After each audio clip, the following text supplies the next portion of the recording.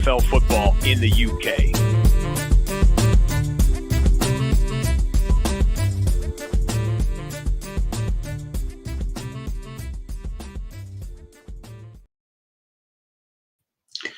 Good evening, Rush Nation. How are we doing? We are back. It is me flying solo. First of all, apologies for the last couple of weeks. It's been tough getting Stocks and I together. As you see, there's no Stocks tonight. He's got a lot going on. So didn't want to go another day without doing a pod. So I thought I would chime in and we'll get another one going. I also apologize for my setup.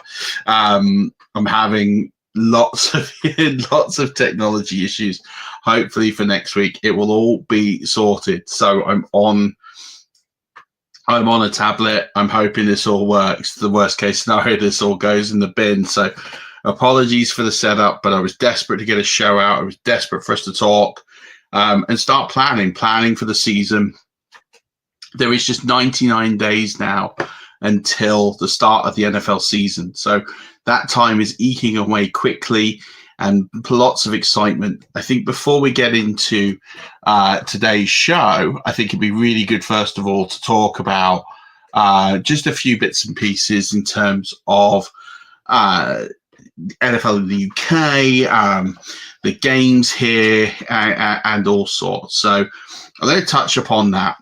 Now, for those of you internationally, this might be an eye-opening experience to you. So the NFL has had games here in the UK since 2007. The Jacksonville Jaguars do their own game, and then you have got the NFL UK that control the other games that they do, which is the two that held at Tottenham Hotspur Stadium, which is a purpose-built NFL stadium inside of a soccer football stadium. And so this year, both the Jaguars and also the NFL UK made the decision to cease season tickets. So since games have been at Tottenham Hotspur Stadium since 2019 when it opened, and since, or even 2018, 2019, I can't remember now, and since the games were at Wembley and you could buy season tickets for Wembley, even if you weren't a Jags fan, those season tickets now no longer exist. They are gone, and we are now headed in a new direction. That new direction is just tickets per game, probably in line with what they're doing with the rest of the international market. They did give season ticket holders from previous years the opportunity to enter a pre-sale. Pre-sale for the Jaguars happened a couple of weeks ago. A lot of people like myself didn't get emails. We were relying on information on Facebook being shared. A lot of it didn't happen. The communication was beyond poor in the experience side of things. The pre-sale for the NFL games at Tottenham, which is Minnesota versus the Browns, and then Denver versus the Jets. Those went on pre-sale yesterday. They went on general sale today. Prices have gone up around about 80 to 85% per game, which is an exorbitant amount of money. And as a result, for the first time in a long time, on the first day of release, tickets are not sold out. So I don't know what the NFL's thinking is. I'm sure everybody's getting their cream here. The clubs, NFL UK, Ticketmaster, they'll tell you that a lot of it is to stop tickets going into the hands of third-party sellers. But in all actuality, a lot of this was due to the fact they could increase ticket prices and likely sell out. And they will probably sell out, but they were selling out in minutes before. Now it's 7 o'clock and I'm getting pushes from NFL UK to buy tickets. It's been a lot of said that season ticket holders were putting tickets up for sale on the third-party markets, and that's what was going on, and that's what led to this decision. That's just simply not true.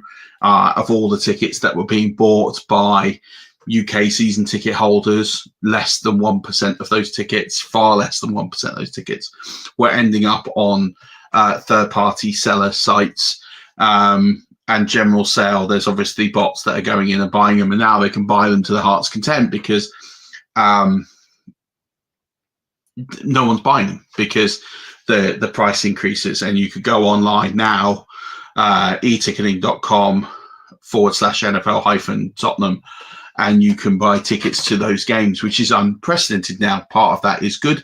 You're recycling and more fans get the opportunity. But the way that the pricing is now with the additional fees is that actually for people living in the north, it's upwards of £500, which is the equivalent of about $750 to go and watch a game in London in the NFL, which you're now getting into the realm where it's not that much more to go and watch your team abroad in America.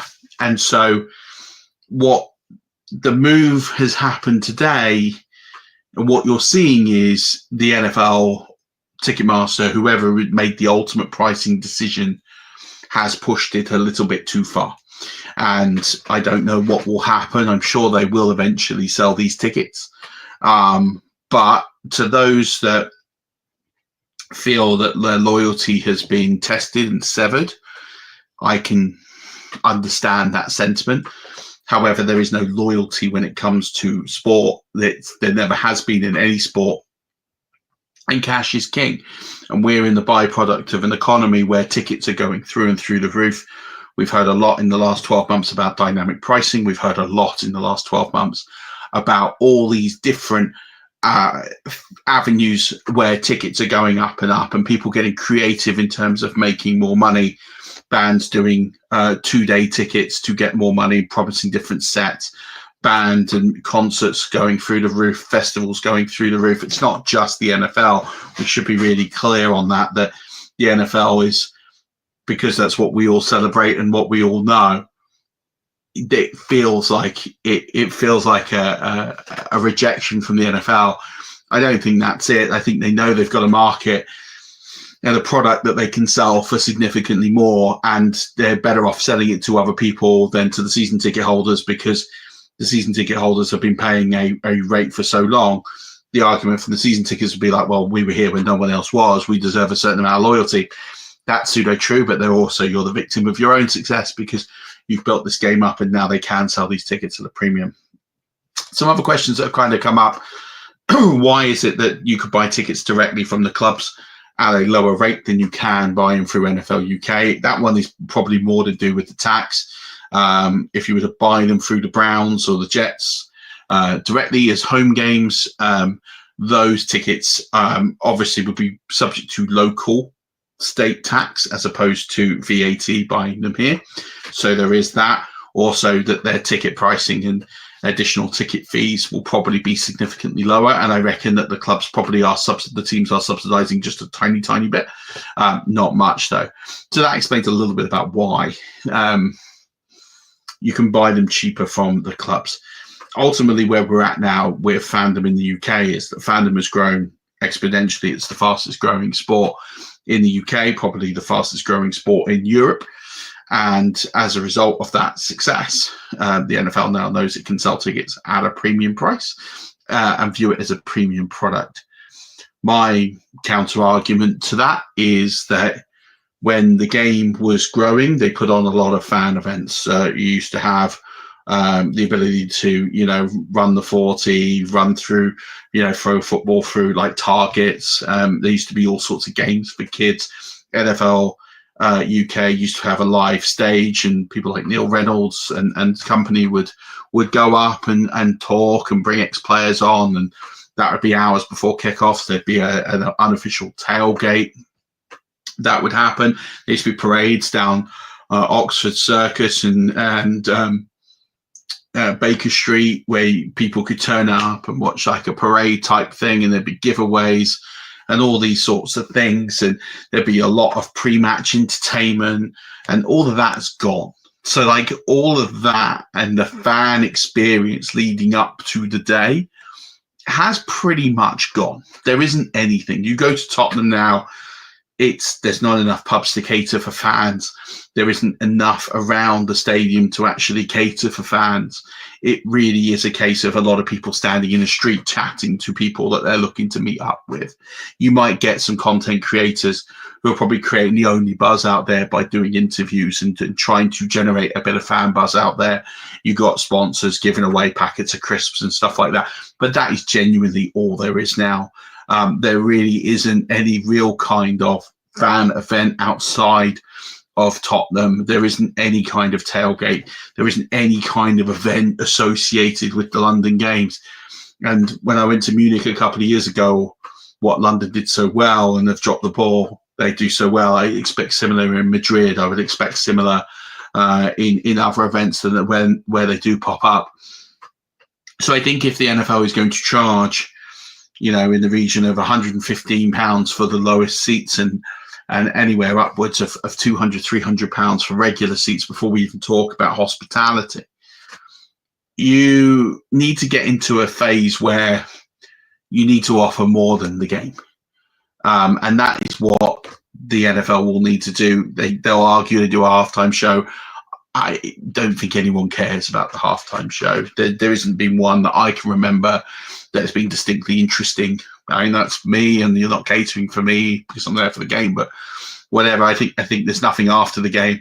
There has to be more. If you're going to make this a premium product, you've got to make it a premium experience, and that is not existing in the NFL landscape in the UK today. It is very flat. It is a game that you go to, and when you're charging that kind of money, you have to put an experience on it, because those experiences are replicated in the US, they're replicated in Germany, and I've got no doubt they'll be there in Madrid. So the NFL needs to have a rethink. They're not going to rethink the pricing. I'm not naive enough to think that they're going to look at the pricing and review the pricing and think that they're going to cut prices. They're not, because they will sell out and they'll think they're on the right track. But if you're going to sell a premium product, then you have to make it a premium product. And I would argue that right now in the UK, it is not there. Now, I have bought tickets to the Browns game. I will be there. Anyone that's there, I'd love to link up with you. I'm not going to go to both games. I'm not going to the Jags game. I will go to one game. And for me, I think it would be more about taking the opportunities to go to the US and take the savings, because actually, when I think about the cost per tickets and getting down there, for me, and this is in the Midlands, we're a third to halfway over there to going to Tampa, and you're getting a holiday. For some people across the country, it's half, 3/4 of the way there. You're factoring all of this in. Why wouldn't you go and watch your own team in America every year? So, that's kind of my 2-piece on it. Try and look at the positive on it, which is that, okay, the games here are getting cost prohibitive to a lot of people. I understand that, and it's disappointing, but a lot of people don't like the games that are here anyway. You look at the matchups, and there's not too many people that are quote unquote enthused by the games here. So actually, if that is your preference of, I don't want to pay £160 to go and watch the Jets versus the Broncos, then that's your prerogative, and that's fine, and it makes sense. You don't have to justify it, whether you can afford it, not afford it, don't want to go, that's up to you. But you have that opportunity now to take that saving and all the money you were going to take by traveling down, staying over in a hotel, and put that money towards going to Denver or New York or wherever you were going to go and do.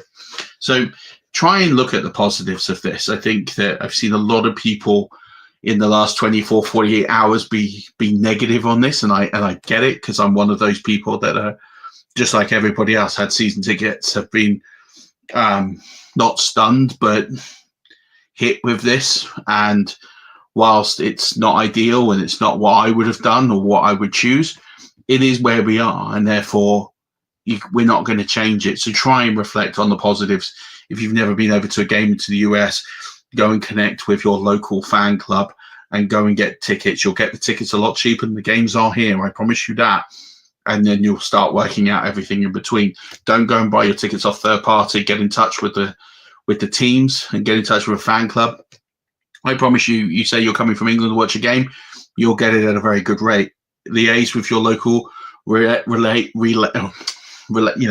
with the local clubs in the area, and look at tailgates, go to tailgates, go meet people at tailgates, go live up the whole experience, because if you're going to go that far, then make the most of it and enjoy the break that you get with it. So that's sort of my 2 cents on it. I get people are disappointed. I get people are annoyed. I 100% understand it.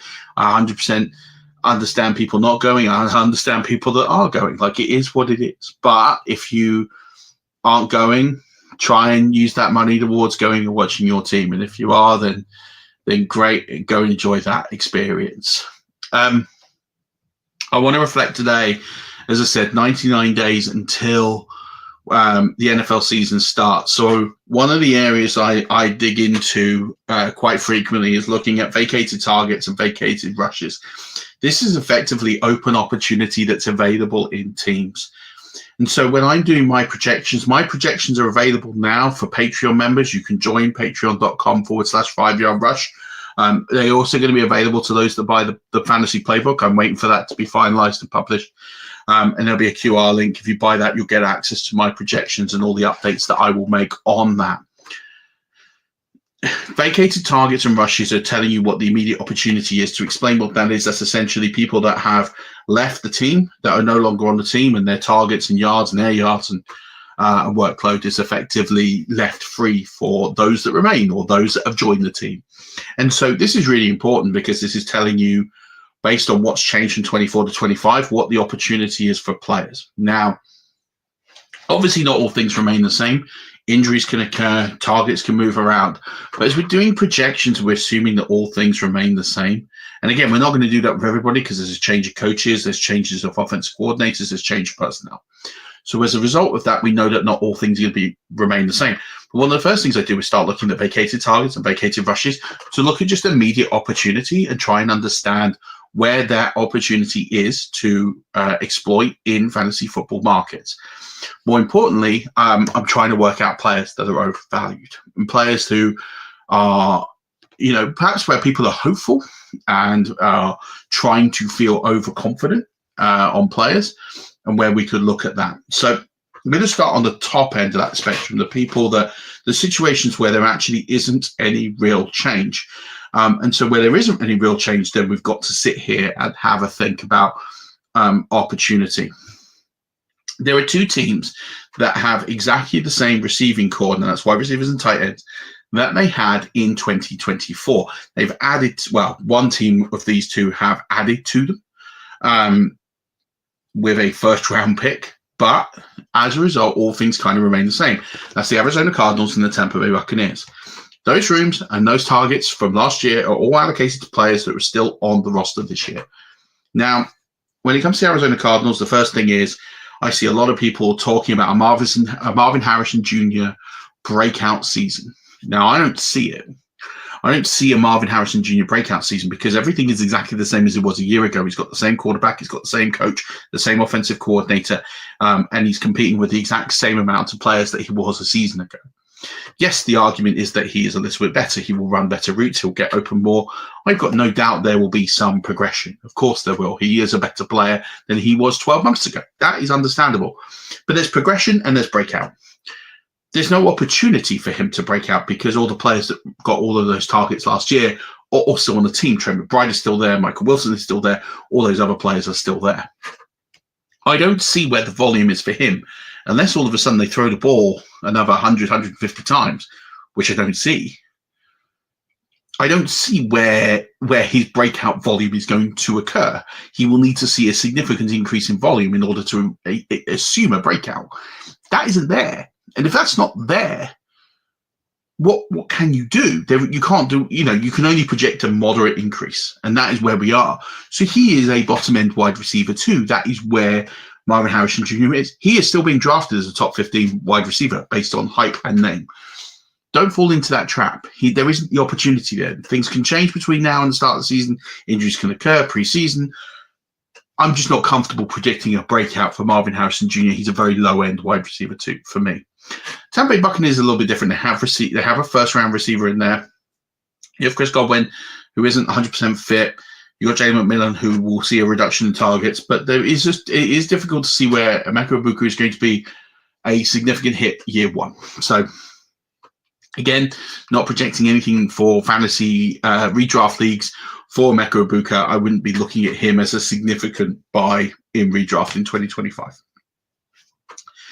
The next few teams have virtually no free targets. And so the Falcons and the Packers have one vacated target. The New York Giants have 2. The Detroit Lions have 11. The New Orleans Saints have 15, and the Cincinnati Bengals have 19. Right, so Falcons, nothing has significantly changed there from that roster. So that'll be what it was. If anything, I expect the passing volumes to maybe come down a little bit because it's not Kirk Cousins, it's Michael Penix. So I would expect them to rush the football a little bit more. So I wouldn't be projecting too much of a variance upwards at all from their receivers of Drake London. I expect Drake London maybe to have a little bit of regression this year. Not much, but a little bit, and Darnell Mooney potentially as well, barring injuries. The reason I quite like Darnell Mooney is Drake London always carries that little bit of inherent injury risk. Green Bay Packers is going to be interesting with Michael Golden going into that room. They have one vacated target. So basically on that lump of wide receivers, which they've got a lot of, he will get carved created targets, but it's hard to see a pathway in year one where he's going to get a significant volume of 150 targets without someone getting overly annoyed. Jaden Reed, it looks like he's going to keep his volume from all the words muttered in the press. So where are all those targets going to go for Matthew Golden? Yes, they could take some from tight end, and that could be a way to fade.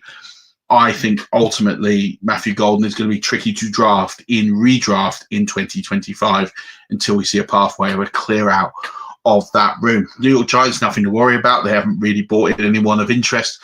It is what it is. Detroit Lions, a lot of people hyped on Tesla this year. Again, 11 vacated targets. There isn't anything for you to get excited about at all. He will get some play, but a new offensive coordinator coming in there, are they going to be as efficient? Are they going to run as many plays? I don't see a room for Isaac Tesla to be a value in leagues in 2025. New Orleans Saints, again, very similar story. There isn't much there to hold on about, although all those receivers did pick up injuries at some point in the season. So how that all shakes out, we will remain to be seen. Altogether, the Bengals is same old, same old. We know what we are. We know what we're getting with the Bengals, so we don't need to worry too much there. Other teams with quite low volume of change in terms of targets, vacated targets. Baltimore Ravens, New England Patriots, Philadelphia Eagles. They're all teams, Indianapolis Colts and Minnesota Vikings, are all teams with between 29 and 59 vacated targets. It's not a huge amount to sit there and play with. So they're not teams I'm overly sort of projecting significant changes with. Then we're starting to get into this mid-range of vacated targets: the Buffalo Bills, Houston Texans, Washington Commanders, Dallas Cowboys, Carolina Panthers. Carolina Panthers, I expect most, if not all, of their 124 targets to go to Ted McMillan. I expect, say, Washington Commanders, to most of that to go to Deebo Samuel. I expect the Texans to be split maybe between the new receivers that they bought in. The Buffalo Bills, again, to be bought in with Josh Palmer. That kind of makes some sense there with that target volume. Does that target volume make him attractive? No, he's going to have to take some from others, but there's a pathway to him being a wide receiver 3 kind of range there. Again, there's room for the 49ers, the Broncos with their new receiver, the Chiefs with their new receiver. We're getting into good numbers here. You know, the Bears at 152 vacated targets. So that's really nice for Luther Burden to walk into and how that looks for him, as well as also the new tight end, Cortland Loveland, as well. So there's targets for them to start to take there. Tennessee Titans as well. If you want to look for Eric Inomino, he's one that could walk into a nice situation there. You know, the Chargers have got vacated targets. You know, all of these have got really nice volumes. Jacksonville Jaguars got a lot of vacated targets, over 200. Same with the Steelers, 212. The Jets, 214. So these are ones where there's going to be significant movement. And then you start to look at these players and think about, well, DK Metcalf's going to walk in. There's a whole roll and a bit of volume there for him to pick up. So there's no worries about how his volume. Same with the Jacksonville Jaguars. Same with the Jets and Garrett Wilson. Same with the Los Angeles Rams. These, and with Devontae Adams. All of these, there's pathways now to their volume, and it is significant, more than their role will handle. So you don't need to worry about them walking into a high volume role. It's there, it's ready and waiting for them because the vacated targets are there for them. And then the other thing when I'm looking at vacated targets, I'm looking at vacated air yards, because that looks to me as to the areas where they're trying to fill. So like Seattle Seahawks here have 191 vacated targets, but 2,322 air yards, which a lot of those was DK Metcalf and Tyler Lockett leaving the team. There is a pathway to JSN and Cooper Kupp absorbing a huge amount of those yardage targets and air yards. So it's a really nice place to be, and why Cooper Kupp is a significant buy low in the short term, because if he can stay fit, the role is there, and the air yards and the vacated targets are there for him to exploit. It's whether that happens. But with Sam Darnold there, I would expect that to happen quite significantly. That fits nicely into his game and model. So he looks like a significant buy low for me. Obviously, depending on the injury, there is a risk there. Again, Pittsburgh Steelers, DK Metcalf, 2,082 air yards. Significant there for DK Metcalf to really cook and to pick up a lot of work in this offense. There's not a lot of volume behind him, and there's not a lot of quality behind him. This is a great opportunity for him to really come in and be an elite wide receiver that we've kind of been waiting to see. Again, the Rams, Devontae Adams, 2,021 air yards available. Again, I would expect someone to go to the tight end, but still, I think that's a good spot for Devontae Adams. Again, if he stays healthy, if he stays fit, and he gets a handle of the playbook, he could be in a really, really good spot here. Again, Jacksonville, a lot of vacated air yards there. The Jets, vacated air yards. There's a lot here again with the Chargers. So these situations are really worth keeping an eye on and seeing. And again, the Bills, the Bears, we're looking at over 1,300 vacated air yards. That's a significant amount for a role. So there is a pathway here for these yards to be eaten up by players on the roster. And that's where these players and these situations are buy low situations.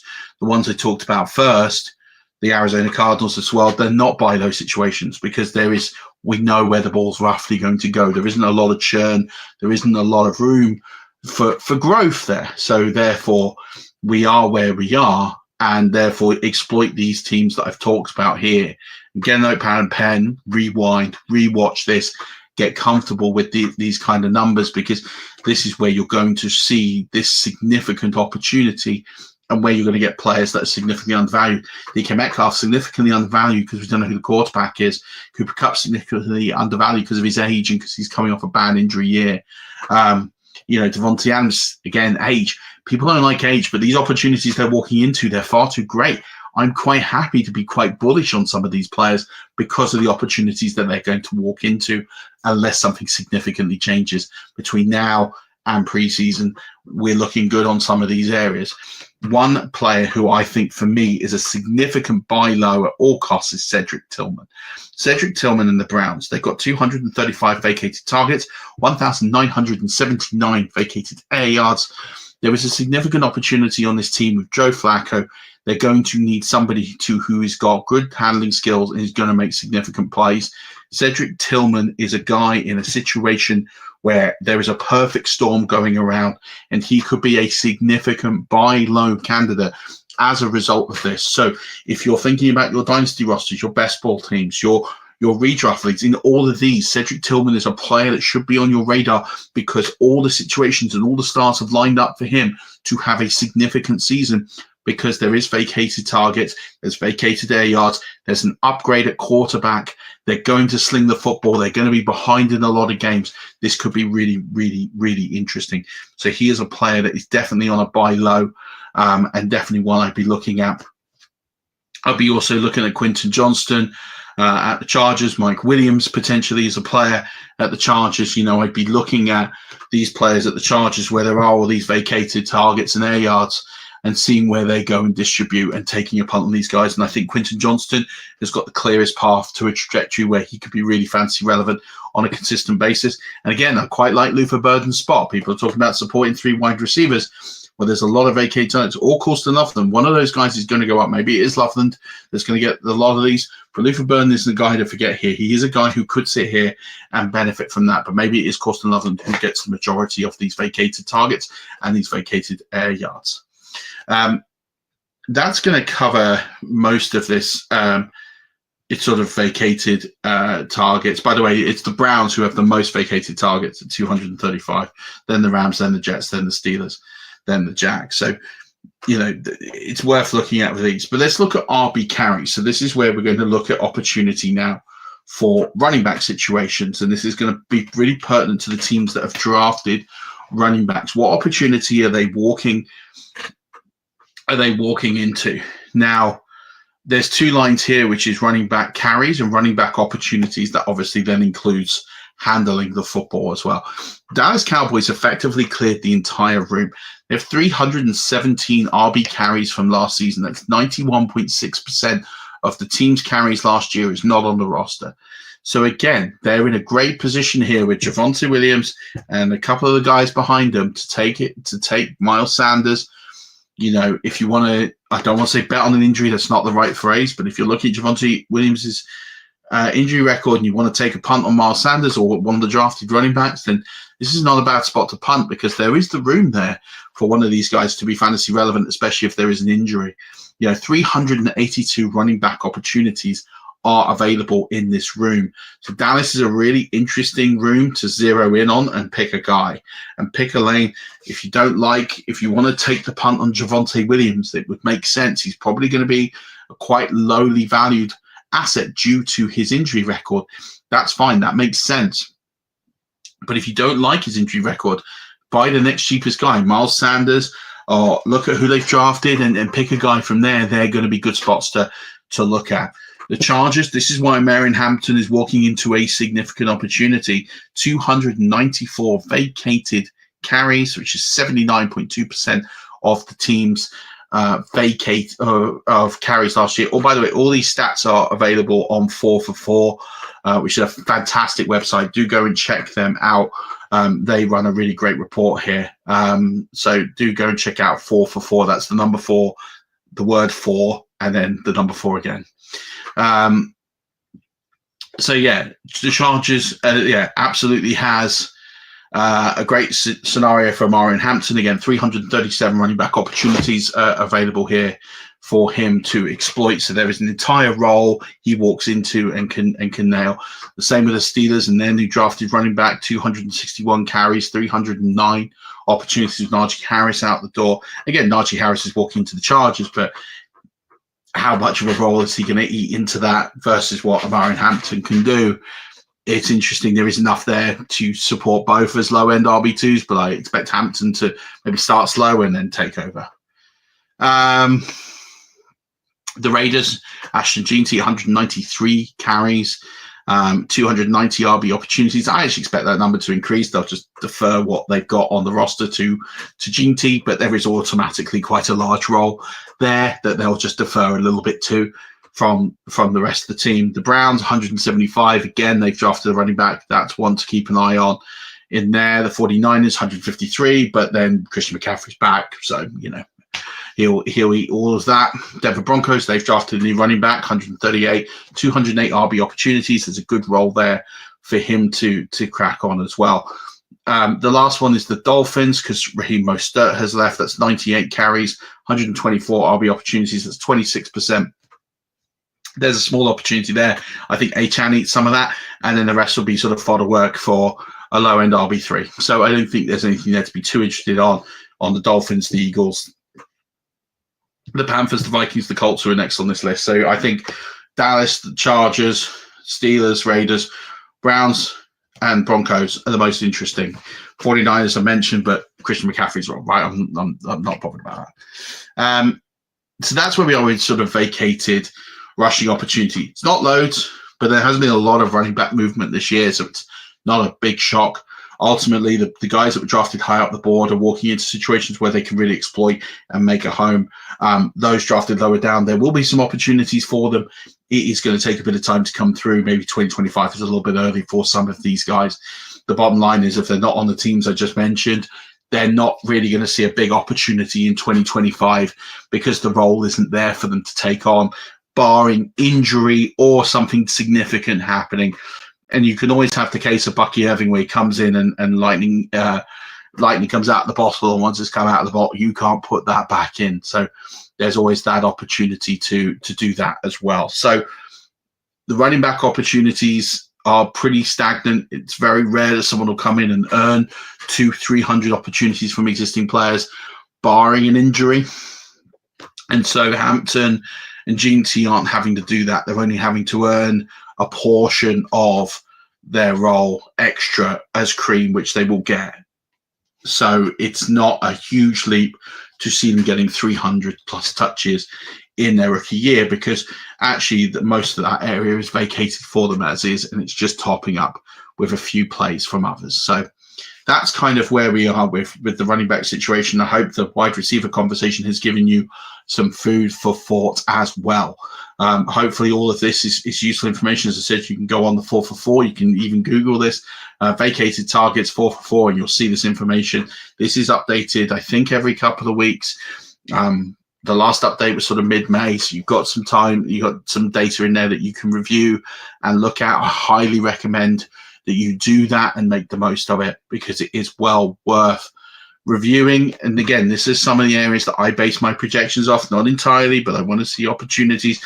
It's much easier to earn an opportunity that is vacated than it is to earn off somebody else. And so regardless of all the draft capital in the world, Matthew Golden is going to have a really tough time finding 150 targets this year, because there isn't 150 targets knocking around for him. Yes, he's going to earn some, but is there a pathway to him getting 150 targets in year one? No. The same goes for Emeka Ibuka. Those opportunities aren't there. Whether it's for Ted McMillan, 124 vacated targets, there's a huge opportunity for him to get to that 150, because he doesn't have to earn too many more targets outside of that. Yes, there is a little bit more to earn, but it's much easier to see him earning 30 to 50 targets than it is to see him earning 150 targets. And so that's where you get that balance. So that information is incredibly useful, and it's where you should start plotting and identifying market opportunities to trade, market opportunities to monitor in best ball drafts. So, you know, a lot of people are taking like Isaac Tesla in late round of drafts. I don't see it.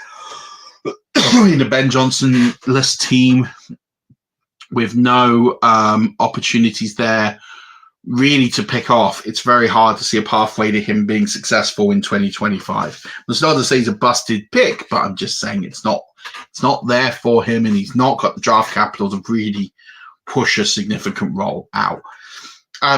Last thing to talk about, FFCC, we're very close to £1,500 raised. I will announce the winner of our first giveaway relatively soon. Like I said, had some tech problems. I will get them sorted, and we will do them ASAP. So if you have donated, thank you so much. I really appreciate it.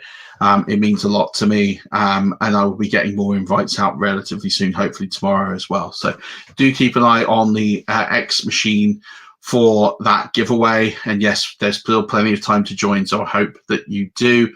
We will be starting to bring some guests through as we're heading into June, and looking forward to bringing you some of the best in the business, breaking down and getting you ready for the NFL season, which is just 99 days away. So Rush Nation, this has been a pleasure. It's a shortish podcast because I'm on my own.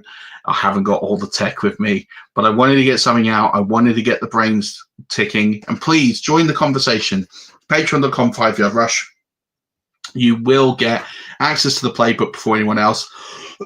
Access to my projections are available now. Loads of toolkits, loads of bits and pieces. The projections, by the way, aren't just the projections. They're sheets to make custom sheets for your league available in there. So it is a phenomenal bit of kit, if I do say so myself. So until then, Rush Nation, until next week, we will bring you a guest. Don't forget, as always, keep rushing.